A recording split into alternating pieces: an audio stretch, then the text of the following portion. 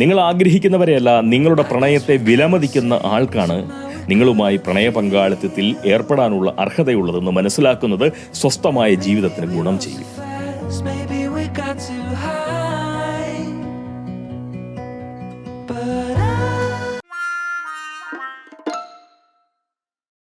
കാഴ്ചയിൽ മഞ്ജു വാര്യരുടെ മുത്തച്ഛന്റെ മൂത്ത ജ്യേഷ്ഠൻ എന്ന് പറയിപ്പിക്കാൻ തക്ക മതിപ്പ് മൂല്യമുള്ള ഒരു രൂപഗുണമാണ് ഈ പോങ്ങനുള്ളത്. എങ്കിലും മഞ്ജു വാര്യരും മുത്തുപോങ്ങനും ഏതാണ്ട് ഒരേ പ്രായക്കാരാണ്. ശകലം മാസം മൂപ്പ് വരതും പോങ്ങനെ കണ്ടേക്കാമെങ്കിലും ഞങ്ങൾ സമപ്രായക്കാരെന്ന് ആരെങ്കിലും പറഞ്ഞു കേട്ടാൽ മഞ്ജുവിന് സ്വല്പം നാണക്കേടുണ്ടാവുമെന്നല്ലാതെ ആ പറച്ചിൽ കൊണ്ട് മറ്റു കാര്യമായിട്ടുള്ള പിശകൊന്നും പിണയില്ല.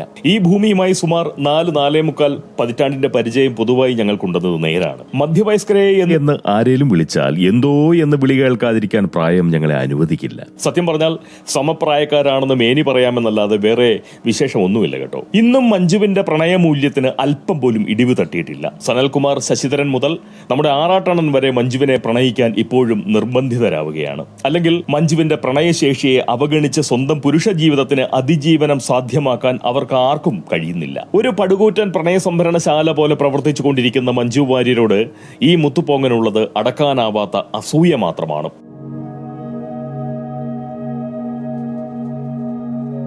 നാലിലോ 5ലോ പഠിക്കുമ്പോൾ കൂറ്റാരപ്പള്ളി ടീച്ചർ കുട്ടികളോടായി ഒരു ചോദ്യം ചോദിച്ചു. വലുതാവുമ്പോൾ ആരാകണമെന്നാണ് നിങ്ങളുടെ ആഗ്രഹം? അതായിരുന്നു ചോദ്യത്തിന്റെ കാതൽ. അനുഗ്രഹവും കയ്യടിയും തലോടലും പ്രോത്സാഹനവും ഒക്കെ ചൊരിയാൻ ടീച്ചറെ പ്രേരിപ്പിക്കുന്ന പരുവത്തിൽ കുട്ടികൾ ഒന്നൊന്നായി എഴുന്നേറ്റ് നിന്ന് ഉത്തരപ്പെട്ടു. എന്റെ ഉത്തരത്തിന് കിട്ടിയത് പക്ഷേ ചരിത്ര സമ്മാനമാണ്. ചെവിക്കൊരു നുള്ളും ചന്തിക്ക് 4 തല്ലും തന്നാണ് ടീച്ചർ എന്റെ ആഗ്രഹത്തെ അല്ലെങ്കിൽ ജീവിത ലക്ഷ്യത്തെ അറിഞ്ഞ് അനുഗ്രഹിച്ചത്. ചെവിയിൽ തൂക്കി എന്റെ ശരീരത്തെ അന്തരീക്ഷത്തിലേക്ക് എറിഞ്ഞും ഭൂഗുരുത്വ ബലത്തിന്റെ നിർബന്ധം കൊണ്ട് നിലത്തേക്ക് വരുന്ന എന്റെ ചന്തി ലക്ഷ്യമാക്കി ടീച്ചർ ചൂരൽ ആഞ്ഞു വീശുകയാണ് ഉണ്ടായത്. കാല് നിലത്ത് തൊടുമ്പോൾ ചന്തിയിൽ 4 അടി വേദനയുടെ രൂപത്തിൽ പതിഞ്ഞിരുന്നു. നിലതെറ്റിയ നിലയിൽ എന്നെ സമീപിക്കാൻ ടീച്ചറെ പ്രേരിപ്പിച്ച എന്റെ ഉത്തരമാകുന്ന ജീവിത ലക്ഷ്യം ഇതായിരുന്നു: വലുതാവുമ്പോൾ ഒരു കാമുകനാവണം. വലുതാവുമ്പോൾ ഒരു കാമുകനാവണം. അതായിരുന്നു എന്റെ ഉത്തരം. ഉണ്ണിയാർച്ച ലോറിയുടെ ഡ്രൈവർ മുതൽ പൂച്ചകളെ ചികിത്സിക്കുന്ന ഡോക്ടർ വരെയാകാൻ കൊതിക്കുന്നവർ എനിക്കൊപ്പം ക്ലാസ്സിലുണ്ടായിരുന്നു. അവർക്കിടയിലാണ് കാമുകനാവാൻ തക്കം പാർത്ത് ഞാനങ്ങനെ വളർന്നു വരുന്നത്. ടീച്ചർക്ക് അത് സഹിക്കുമോ? ഇല്ല. സഹികെട്ടതിനാൽ അവരെന്നെ മനസ്സറിഞ്ഞ് തല്ലി. എന്തായാലും എന്റെ സാമൂഹ്യ മൂല്യത്തിനുള്ള ഇടിവ് അവിടെ നിന്നാണ് ആരംഭിക്കുന്നത്. സത്യസന്ധമായി ഉത്തരപ്പെട്ടതുകൊണ്ട് മറ്റൊരു ദോഷവും ഉണ്ടായി. സ്മിത, കൊച്ചുറാണി, അൽഫോൺസ, സ്വപ്ന, മിനി, റോസ്മേരി, ലത, സുചിത്ര, പാർവതി, ഫെബി, റോസി മുതലായ ഇളം നാരീമണികൾ എന്നിൽ നിന്നും വളരെ സുരക്ഷിതമായ അകലം സൂക്ഷിച്ചു തുടങ്ങി. കൂറ്റാരപ്പള്ളി ടീച്ചറിന്റെ അടികൊണ്ട് ചന്തി വേദനിച്ചുവെങ്കിലും ചിന്തയ്ക്ക് കേടുപാടുകളൊന്നും സംഭവിച്ചില്ല. ആരെ വേട്ടയാടി പിടിച്ച് കാമുകിയാക്കണമെന്ന പരതലോടുകൂടി ഞാൻ എന്റെ പ്രണയാന്വേഷണങ്ങൾ തുടർന്നുകൊണ്ടേയിരുന്നു. തൽക്കാലം കാമുകിയെ ഒത്തുകിട്ടിയില്ലെങ്കിലും എന്നെ സംബന്ധിച്ച് ഞാനൊരു കാമുകനായിരുന്നു. അതുകൊണ്ട് തന്നെ സാങ്കല്പിക കാമുകിക്കായി ധാരാളം പ്രേമലേഖനങ്ങൾ എഴുതേണ്ടതായിട്ടുള്ള ആവശ്യം എനിക്കുണ്ടായിരുന്നു. അതിനായി ജോസേട്ടന്റെ കടയിൽ നിന്നും പല വർണ്ണത്തിലുള്ള പേപ്പറുകൾ ധാരാളമായി വാങ്ങിക്കൂട്ടി. അളവില്ലാത്ത വിധം എഴുതി. അഭിനവ വേദവ്യാസനാവാനുള്ള നീക്കമാണോ ഞാൻ നടത്തുന്നതെന്ന സംശയം ജോസേട്ടനിൽ വളർത്തുന്ന നിലയിൽ പൂവും ഹൃദയവും ഇണക്കിളികളും ഒക്കെയുള്ള പേപ്പറുകൾ പോങ്ങൻ വാങ്ങിയിരുന്നു എന്നാണ് ഓർമ്മ. എന്തായാലും എഴുതിയ പ്രേമരചനകൾ അളന്നാൽ ഒരു പക്ഷേ അത് കുറഞ്ഞത് 4 മഹാഭാരതത്തിന്റെ അത്ര വലിപ്പം ഉണ്ടാകുമായിരുന്നിരിക്കും. എന്നാൽ വേദവ്യാസന്റെ യാതൊരു സ്വഭാവ സവിശേഷതയും സർഗമഹിമയും രചനാസിദ്ധിയും ഇല്ലാതിരുന്നതിനാലും ഒരു കാമവ്യാസൻ അല്ലെങ്കിൽ ലക്ഷണമൊത്ത ഒരു പ്രേമവ്യാസൻ പേറേണ്ടതായിട്ടുള്ള സർഗചാബല്യവും പൈങ്കിളി സമ്പ്രദായത്തിലുള്ള രചനാശൈലിയും സ്വന്തമായുള്ളതിനാലും പോങ്ങന്റെ പ്രേമലേഖന രചനകൾ പകൽ വെളിച്ചത്തിൽ പുറത്തെടുക്കാൻ പറ്റാത്ത പരുവത്തിലുള്ളതായിരുന്നു. വാസ്തവത്തിൽ നമ്മുടെ ഈ നാട്ടിൽ സംസ്കാരത്തിന്റെ എന്തെങ്കിലും ഒരംശം ഇന്ന് അവശേഷിക്കുന്നുണ്ട് എങ്കിൽ അതിന് നിങ്ങൾ നന്ദി പറയേണ്ടത് ഈ മുത്തുപോങ്ങനോടാണ്. എന്റെ പ്രേമരചന പകൽ വെളിച്ചം കാണുക പ്രദർശിപ്പിച്ചിരുന്നു എങ്കിൽ കേരളീയ സംസ്കാരം എന്നേ ഇഹലോകം വെടിയുമായിരുന്നു. എന്റെ പ്രേമാന്വേഷണ പരീക്ഷണങ്ങളിലേക്ക് ഞാൻ അധികമൊന്നും കടക്കുന്നില്ല. അവസാന ശ്വാസം വരെ ഒരു കാമുകനാവാനുള്ള പരിശ്രമം പോങ്ങൻ നടത്തിക്കൊണ്ടിരിക്കും എന്ന് മാത്രം നിങ്ങളെ അറിയിച്ചുകൊണ്ട് പോങ്ങൻ കാര്യത്തിലേക്ക് വരാം. മഞ്ജു വാര്യരുടെ ഇനിയും ഇടിയാത്ത പ്രണയ മൂല്യത്തിന്മേലുള്ള പോങ്ങന്റെ കനത്ത അസൂയ ആദ്യം തന്നെ ഞാൻ അറിയിച്ചല്ലോ. ഇനി അർപ്പിത ബുദ്ധിയോടെയും അപാരമായിട്ടുള്ള ആത്മാർത്ഥതയോടെയും മഞ്ജു വാര്യരെ പ്രണയിക്കുന്ന സുഹൃത്തും സംവിധായകനുമായിട്ടുള്ള സനൽകുമാർ ശശിധരന്റെ കാമുക വൃത്തിയെ പറ്റിയാണ് പോങ്ങന് പറയാനുള്ളത്. എന്നെ കുറച്ച് ആളുകൾ വന്ന് പിടിച്ചോണ്ട് പോവാണ്, എന്റെ മൊബൈൽ പിടിച്ചു വായിക്കാൻ പോവാണ്, എന്നെ കുറെ ആളുകൾ പിടിച്ചോണ്ട് പോവാണ്. മഞ്ജു വാര്യരുടെ കാമുകനായി താൻ സേവനം അനുഷ്ഠിച്ചു വരികയാണെന്ന് ഫേസ്ബുക്കിലൂടെ സനൽകുമാർ ശശിധരൻ ലോക സമൂഹത്തെ അറിയിച്ചു.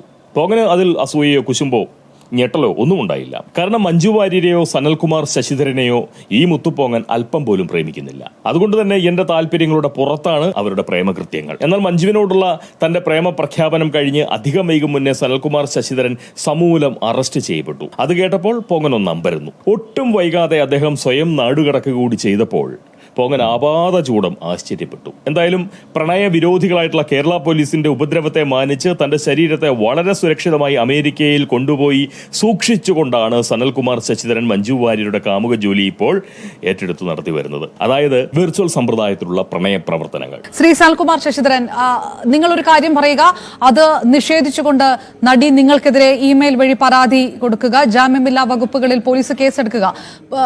ഇത് വളരെ വ്യക്തമാണ്. ഇതിനകത്ത് ഇതല്ല യഥാർത്ഥത്തിൽ നടക്കേണ്ടത് എന്ന് പറഞ്ഞുകൊണ്ട് താങ്കൾ വീണ്ടും പോസ്റ്റ് ഇടുക. അതെന്തുകൊണ്ടായിരിക്കും?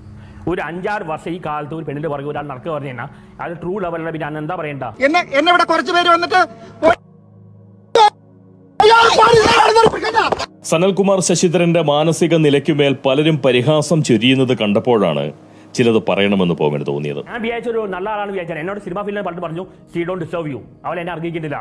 സനലിനെ ഒരു സുഹൃത്തായി കാണാതിരിക്കേണ്ട കാര്യം പോകനില്ല. അല്ലെങ്കിൽ എന്റെ സ്നേഹിതരിൽ ഒരുവനാണെന്ന അവകാശവാദം ഉയർത്താൻ കഴിയുന്ന തരത്തിലുള്ള പരിചയം എനിക്ക് അദ്ദേഹവുമായി ഉണ്ട് എന്ന് ഞാൻ ഉറച്ചു വിശ്വസിക്കുന്നു. ആ ഒരു സ്വാതന്ത്ര്യത്തിൽ നിന്നുള്ള കരുതലിന്റെ ഭാഗമായി പോകൻ സനലിനോട് 1-2 കാര്യങ്ങൾ പറയാം. നമുക്കൊരാളോട് പ്രണയമുണ്ടാവുന്നത് ആക്ഷേപകരമായിട്ടുള്ള സംഗതിയല്ല. എന്നെ അറിയാത്ത ആളല്ലല്ലോ മഞ്ജു വാര്യർ. നമുക്ക് പ്രണയം തോന്നുന്ന ആൾക്ക് നമ്മോട് പ്രണയം തോന്നാത്തത് പരിഹാസ്യമായ കാര്യവുമല്ല. താങ്കൾ പറയുന്നതിന്റെ ആത്മാർത്ഥതയെ മാനിക്കുന്നു. പക്ഷേ നമ്മളെ പ്രണയിക്കുന്ന ഒരാളെ തിരിച്ചു പ്രണയിച്ചുകൊണ്ട് പകരം വീട്ടുന്നത് തെറ്റായ ഒരു പ്രവൃത്തിയുമാവുന്നില്ല. നമ്മൾ പ്രണയിക്കുന്ന ആൾ അതേ ഊക്കിൽ നമ്മളെ തിരിച്ച് പ്രണയിക്കുന്നുണ്ടെന്ന് ധരിക്കുന്നത് മോശപ്പെട്ട കാര്യമൊന്നുമല്ല. നമ്മൾ പ്രണയിക്കുന്ന ആൾ അതേ ഊക്കിൽ നമ്മളെ തിരിച്ച് പ്രണയിക്കുന്നുണ്ടെന്ന് ധരിക്കുന്നത് മോശപ്പെട്ട കാര്യമൊന്നുമല്ല. എന്നാൽ നമ്മുടെ ആ ധാരണ സംശുദ്ധമായ ഒരു തെറ്റിദ്ധാരണ മാത്രമായിരുന്നെങ്കിൽ അത് സങ്കടകരമായിട്ടുള്ള ഒരു അവസ്ഥയാണ്. ഇതുവരെ നേരിട്ട് മഞ്ജു വാര്യർക്ക് എന്നോട് സംസാരിക്കാൻ കഴിഞ്ഞിട്ടില്ല മഞ്ജു വാര്യരുടെ ഒഫീഷ്യൽ കോൺടാക്റ്റിൽ നിന്ന്. അതായത് പോങ്ങൻ ഒരാളെ പ്രണയിക്കുന്നു, അയാൾക്ക് തിരിച്ച് എന്നോട് ഒട്ടും തന്നെ പ്രണയമില്ല. പക്ഷെ ആ വ്യക്തി എന്നെ പ്രണയിക്കുന്നുണ്ടെന്ന് ഞാൻ ഉറച്ച് വിശ്വസിക്കുന്നു. ആ വിശ്വാസത്തിൽ ഞാൻ ജീവിക്കുന്നു. അത് ദുഃഖകരമായിട്ടുള്ള ഒരു പ്രണയാവസ്ഥയാണ്. എന്നാൽ പരിഹാസ്യമായൊരു ദുരവസ്ഥയായി ഞാൻ അതിനെ കാണുന്നില്ല. അതുകൊണ്ടാണ് സാഹോദര്യ സൗഹൃദത്തോടെ ഞാനിങ്ങനെ സനലിനോട് പറയുന്നത്. മഞ്ജു വാര്യരുടെ എല്ലാ സോഷ്യൽ മീഡിയ അക്കൗണ്ടും കൈകാര്യം ചെയ്യുന്നത് വേറെ ആരോ ആണ്. അവർക്ക് അതിനകത്ത് കൺട്രോൾ പരിമിതമാണ് എന്നാണ് എന്നോട് പറഞ്ഞത്. തിരിച്ചടികൾക്കും തോൽവികൾക്കും തിരസ്കാരങ്ങൾക്കും അതീതരാണ് നമ്മളെന്ന ചിന്ത ഒരിക്കലും ഒരു മനുഷ്യനും ഉണ്ടാവാൻ പാടില്ല എന്ന വിചാരമാണ് പോകാനുള്ളത്. പ്രണയജീവികൾക്ക് അത്തരമൊരു വിചാരം ഒരിക്കലും ഉണ്ടാവാൻ പാടില്ല.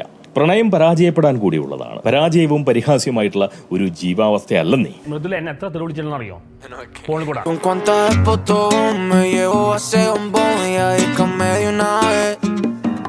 മഞ്ജു വാര്യരെ പ്രണയിക്കാൻ സനലിന് ഒരു കാരണമുള്ളതുപോലെ സനലിനെ പ്രണയിക്കാനോ പ്രണയിക്കാതിരിക്കാനോ ഒരു കാരണം തീർച്ചയായും മഞ്ജുവിനും ഉണ്ടാവും. പ്രണയത്തിന്റെ സ്വീകരണമായാലും തിരസ്കരണമായാലും ഒരു പ്രണയി ആ യാഥാർത്ഥ്യത്തെ അംഗീകരിക്കുകയാണ് വേണ്ടത്. നമ്മുടെ പ്രണയം ഒരു പ്രണയപാതകമായി അനുഭവപ്പെടുന്ന സാഹചര്യം ആർക്കും ഉണ്ടാവാതെ നോക്കേണ്ടത് ഓരോ പ്രണയേതാവിന്റെയും ബാധ്യതയാണ് സനൽ. സത്യത്തിൽ ഒരു പ്രണയി ഏതെങ്കിലും ഒരു വ്യക്തിയെയല്ല, സ്വന്തം പ്രണയത്തെയാണ് പ്രണയിക്കേണ്ടത്. ആണ് സനൽ. നിങ്ങളുടെ പ്രണയത്തിന്റെ അവകാശി നിങ്ങളാണ്. നിങ്ങൾ ആഗ്രഹിക്കുന്നവരെയല്ല, നിങ്ങളുടെ പ്രണയത്തെ വിലമതിക്കുന്ന ആൾക്കാണ് നിങ്ങളുമായി പ്രണയ പങ്കാളിത്തത്തിൽ ഏർപ്പെടാനുള്ള അർഹതയുള്ളതെന്ന് മനസ്സിലാക്കുന്നത് സ്വസ്ഥമായ ജീവിതത്തിന് ഗുണം ചെയ്യും. പ്രണയത്തെ പാകതയോടുകൂടി കണ്ടാൽ പ്രണയപാതകിയാവാതെ ജീവിതം കഴിക്കാൻ ഒരു പ്രണയ രോഗിക്ക് തീർച്ചയായും കഴിയും. തിരസ്കരിക്കപ്പെടൽ എന്നാൽ പ്രണയാവസാനമായി കാണാതിരിക്കാനുള്ള വിവേകം നമുക്കുണ്ടായാൽ പിന്നെ പ്രണയത്തിന്റെ പേരിൽ കൊല്ലാനും ചാവാനും ചത്ത പോലെ ജീവിക്കാനും ഒന്നും ആർക്കും കഴിയില്ല. ഈ മുത്തുപ്പൊങ്ങനോളം പ്രണയ തിരസ്കാരം സമ്പാദിച്ച ഒരു കാമുക തൊഴിലാളിയും ഇഹലോകത്ത് വേറെയില്ല. എന്നെ തിരസ്കരിച്ചവളുമാർക്ക് അഗ്നിയാർച്ച നൽകാനോ ആസിഡ് സ്നാനം സമ്മാനിക്കാനോ അല്ലെങ്കിൽ സ്വയം നൈരാശ്യ തൂങ്ങൽ നടത്താനോ ഒന്നും പോങ്ങൻ മെനക്കെട്ടില്ല. ഞാനൊന്നേ ചെയ്തുള്ളൂ.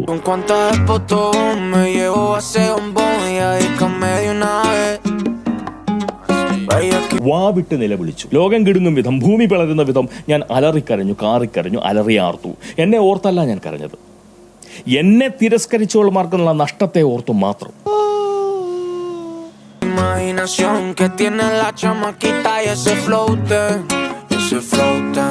എന്നെ നിനക്ക് വിധിച്ചിട്ടില്ലോടി കാമുകയേ എന്ന് മാത്രമാണ് ആ വിലാപത്തിന്റെ പൊരുൾ. ഇന്ന മാസത്തിലെ ഇത്രാമത്തെ ആഴ്ചയിലെ കാമുകി പോങ്ങനെ തിരസ്കരിച്ചുവെന്ന് നാട്ടുകാർക്കറിയാൻ കഴിഞ്ഞു എന്നല്ലാതെ മറ്റൊരു ഉപദ്രവവും തോറ്റ കാമുകനായിട്ടുള്ള എന്നിൽ നിന്നും ആർക്കും സംഭവിച്ചില്ല. കണ്ണീര് കുറെ പോകുമ്പോൾ കാഴ്ച നല്ലോണം തെളിയും. അപ്പോഴാവും തെക്കേലെ രാമൻ ചേട്ടന്റെ രണ്ടാമത്തെ മകൾ പുരനിറഞ്ഞു തുടങ്ങിയത് കണ്ണിൽ കൊള്ളുന്നത്. പിന്നെ അമാന്തിക്കില്ല, 2 കുരുവികൾ കൊക്കുരുമിയിരിക്കുന്ന പിങ്ക് കടലാസിൽ പ്രേമവ്യാസനായിട്ടുള്ള പോങ്ങൻ പ്രണയലേഖനം രചിച്ചു തുടങ്ങും. അധികം വൈകാതെ അവൾക്ക് വേണ്ടിയും കണ്ണീർ രുചിക്കേണ്ടി വരുമെന്ന് അറിഞ്ഞുകൊണ്ടാണ് ആ രചന. പക്ഷേ തിരസ്കരണത്തെ ഭയക്കുന്നവനല്ലോ ഈ പോങ്ങൻ. അതുകൊണ്ട് സനൽകുമാർ ശശിധരനും ഒരു പോങ്ങനാവണമെന്നാണ് ഈ മുത്തുപോങ്ങന്റെ ആഗ്രഹം.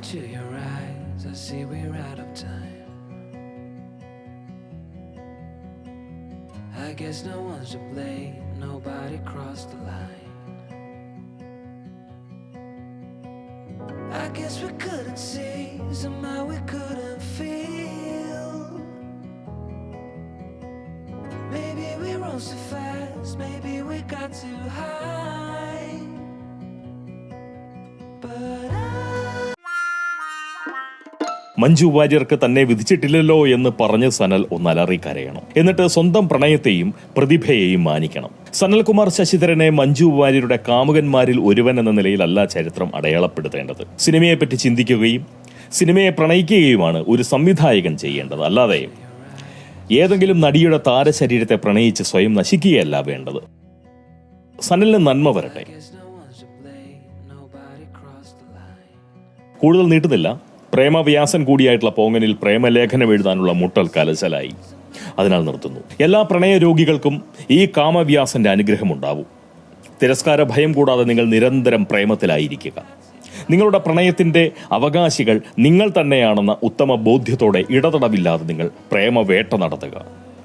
തേപ്പ് കിട്ടിയാൽ ഉച്ചത്തിൽ അലറിക്കരഞ്ഞുകൊള്ളുക.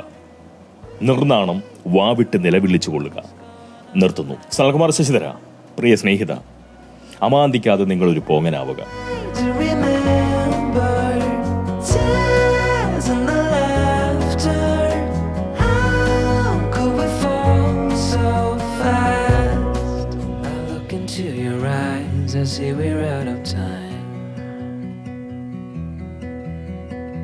Did what we could, my friend, but now we're at the end.